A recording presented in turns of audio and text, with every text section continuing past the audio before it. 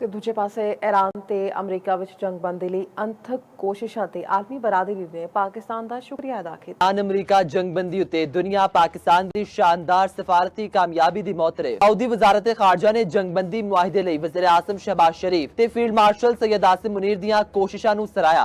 मिस्री सदर ने आख्या ईरान अमरीका जंगबंदी दुनिया भर दे अमन पसंद लोकां लई इत्मीनान दा बाइस बनी। तुर्की दे सदर रजब तैयब एर्दोगान बोले कि जंगबंदी ते बरादर मुल्क पाकिस्तान समेत सारे फरीकां नूं दिलों मुबारकबाद दिंदे हां। भारतीय तज्जियाकार अशोक सिवान भी वज़ीर आज़म शहबाज शरीफ ते फील्ड मार्शल सैयद आसिम मुनीर दी तारीफ तो आप नूं ना रोक सके। एक्स उत्ते लिखिया कि मोदी शायद पाकिस्तान नूं बैनुल अक़वामी सतह उत्ते तनहा करना चाहते सन पर भारत खुद तनहा हो गया। यूरोपीय यूनियन दी सदर ने जंगबंदी दियां कोशिशां उत्ते पाकिस्तान दा शुक्रिया अदा कीता। अक़वामे मुत्तहिदा दे सेक्रेटरी जनरल एंटोनियो गुतरेस ते पोप लियो ने भी जंगबंदी दा खैर मकदम कीता।